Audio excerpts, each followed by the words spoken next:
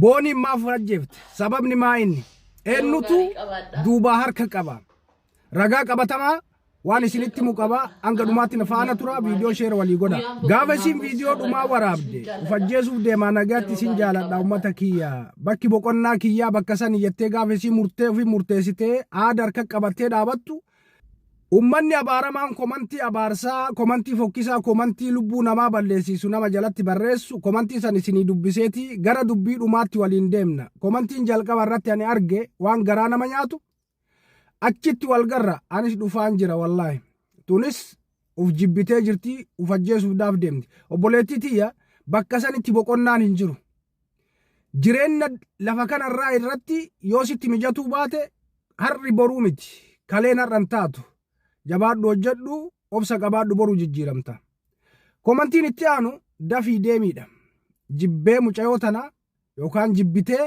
akka isin asirraa deemtuuf jarjara keessa jira jechaadha inni itti aanu congratulation mucayoon kitaaba eebbisiisaa jirtu yookaan yuunivarsiitii irraa eebbifamaa jirtu du'aa deemaa ufajjeesuuf deema jette obsi bareedduu koo ni dabraayoo jettee maal qaba yoo irraa hafte garuu walitti mufanna imala jetteef san irraa yoo hafte yoo du'uu baatte walitti mufanna waliin dubbifnu sitti aarraadha jibbi ilmi namaa sadarkaa kanatti waliif qabu maal akka ta'an naaf hin galle jaayisii maalitti dhiiftee laata karaan duuda lukkuu siif haa ta'u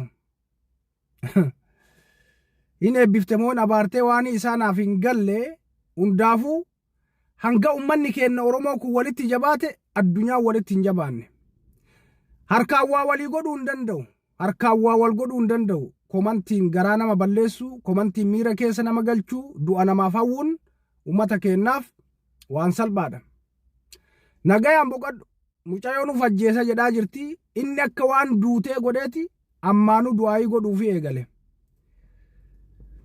kootu je'in anatu waan karaa salphaan ittiin of ajjeeftu kennaafi yooma akka tasaa du'uu baattes anatu ajjeesaadha Minno brother waan nama hawwitu dhabdee waan ittiin nama ajjeeftu nama hawwita yoom hanga feete badaa'oo taate gaarummaaf keessaallee yoo dhabde afaan kee walitti yoo qabatte maal rakkoo qaba keessattuu nama rakkoo qabdan jirtu ni garuu sin jaallanna soo dhuguma hojjetaa wangeelaa raarsaa sin jaallatu yollee keenya kitti beekaa akka itti fomansiisa hangaafa namni du'ee darbu namaa bu'uun badaanatti hin ta'u gaafa namni jiruuni akka nama jaalladhu nama kabaju namatti himu gaafa namni sokkeen viidiyoo namaan hojjedhu ana magaleessa deengada viidiyoo maxxansee argitaniittu har'a hojjedhu nama galeessa duukaan dadhabin maal jedhe waa isaa fakkeessummaa ta'a har'a gabu saditti himna akkas hin jaallannu akkas jirataniif immoo sin gorsine lafa dogoggortanitti kanaaf amantoonni miidiyaa keessan to'achuu baraa warra waaqa bira rabsan bira hin dhaqinaa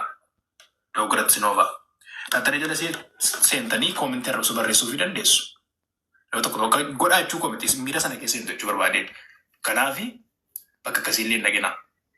Arraba sin shaakalchisu namni saawwi harree keessa ooltuu loon harree kee wajjin oolu dhuufuu shaakalamu maal jedhan. Sirrii nama Maaksiko yoo hojjetaa wangeelaa raarsu. Kunoo sirrii jechuudha dubbiin koo akkas jedhanii isaanis. Kanaafiyyuu yoo warra waaqa bira rabsan jedhattanii arrabsuu shaakaltu. Yookiin isaanii bira ooltan immoo gammachuu eebba dhugaa dubbachuu shaakaltu. Nama eebbisu shaakaltu jechuudha. Kanaaf olmaan keessan kiristaanotaa wajjin haa ta'u Yesuusin malee jireenyi hin jiru. Bilillee musliima natti fakkaatti. Koomentii barreessaa natti fakkaata. Obboleettii keenya bilillee nuti akka namaatti si jaallanna. Ati intala Oromooti. Nama. Nummoo si jaallanna. Jireenyi ulfaatiyyuu ciniinnadhuutii keessa darbi. Qophaa yoo taateyyuun waaqni si wajjin jira.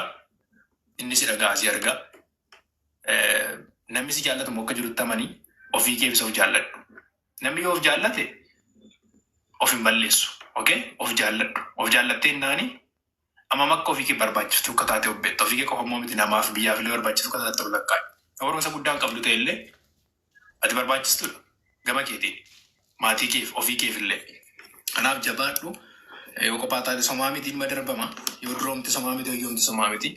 Hojjettee nima milkooftaa barattees hin milkooftaa. Kanaaf hundi keessan akka ittiin romansiisaa ijoolleen keenya.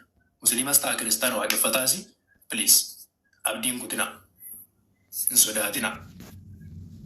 Dhugaa yaaddayinaa dhugaa sitti mani akka kanatti waadaa ofii keessanii waadaa ofii galaa namaa miti. Ani barbaachistuudhaaf hin hundi keessan. Isa dhuguma isin barbaachisoodha bara.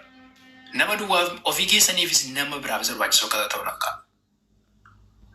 Biyyaan baakee jiraattanis isin barbaachisoodha. Ofii keessaniif nama biraafis barbaachisoodha isin. Warqee caaltu dhugaa. Warqee namatu kiilootti kenna miti. Warqee namatu kudhan mana baasee lafa kaa'amanii. Isin gatiin keessanis jireenyi keessanis warqee walitti lakkaa'ama. Kanaaf fakkeettuu of amansiisaati jaboodha isin. Kutaa lamas baradhaa. Isin cimoodha beektota. Mana barumsaa dhiisaa beektota. Walumaa galatti ijoolleen keenya keetti yaada.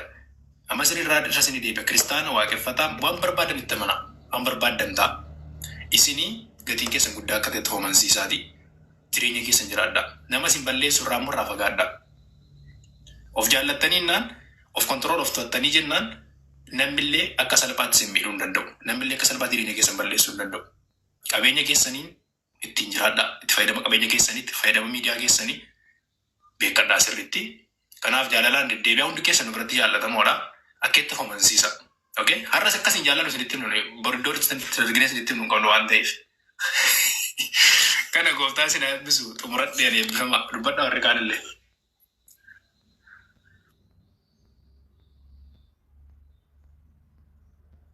Wajii waaqayyo isin haa eebbisu. Baay'isanii akkuma dura jirtanii namni of jaalatu nama jaalataa beeka. Of yoo jaalanne nama kan jaalatu. Jiraachuun keessan isin caalaa nama biraa akka fayyadu beektu. Jiraachuun araarsoo jiraachuun waaji caalaa nama biraa fayyada. Gaafa nama kan jaalattan taatanii jiraachuun keessan hin barbaachisa. Sinjoollee xiqqaadha miti. Macaafni qulqulluuni namni waan hafaa isaan facaase nyaataa jedha. Waan waa'een baasne facaasina. Wanti hin darbamne hin jiru yaa sabaa. Dhuguma waaqayyo abadan lafa kanarra wanti hin darbamne inuma hin jirre. Yoo maal taane yoo waaqatti abdanne yoo waaqatti manxanne yoo sagalee waaqa dubbisne yoo kadhanne wantumti dadhabamu hin jiru dachii tana. Nutu of dadhaba malee waaqni nu hin dadhabu. Jiraachuun kan keessan namoota baay'ee fayyada. Du'uun keessan namoota baay'ee miidha. Namoonni baay'een du'uu keessanitti miidhamu. Akkas beektanii jiraachuu qabdu. Kiristaanni akka waajiin jedhee of hin ajjeesu. Kiristaanni namaafis du'a nawwu, ofiifis du'a ofitti nawwu. Kan keenya miti. Garraamummaa namootaaf jireenya hawwu, jireenya qajeelummaa barre malee jireenya ofis ajjeesu namas ajjeesu hin qabu. Kiristoos kana nu barsiisa. Keessattuu shamarroon kan biyya ormaa jirtan biyya keessas nam tokko sin jaaladha jedhee gaafa namichi sun fuula sirraa deebise homa isaan dhumate isin fakkaata anaan kana ajaa'iba. Jireenyi isumaan dhumate araarsu sin jaaladha jedhee gaafa araarsu siriisa dhumateera jireenyi bakka raawwattaniirtu jireenyi. Akkamitti ijji keessa ol jedhee achi ilaaluu dadhabe fageenyatti. Isin ukkootti fuftanii jiraattu. Humna qabdu nama geeddaruu dandeessu nama jijjiiruu dandeessu ofirra tartan. Jireenya darbee jiraatu yaadaa malee jireenya of jala laalina. Agartuu keessan geeddaraa. Baay'isawee dhaloonni waan akka isanitti hirmaatu warra kadhanneedha. Warra macaafa qulqulluu dubbisne warra yeroo macaa waldaa kiristaanaa deemanii yeroo qalbii geeddarannaa warri hin qabne waan akkasii haasa'u yeroo baay'ee. Hin geeddaramu eenyummaan isaanii. Kiristoos wajjin jireenya shaakalan waan ta'eef. Kanaaf gooftaan isin haa eebbisu. Innoo guyyaa qaba.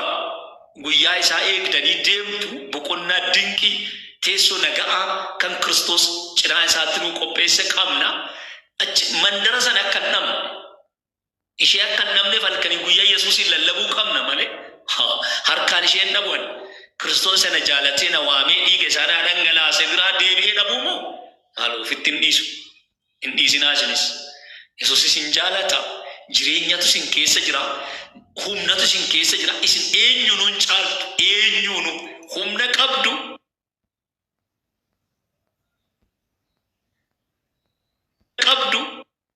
Qabdu. Beekumsa qabdu.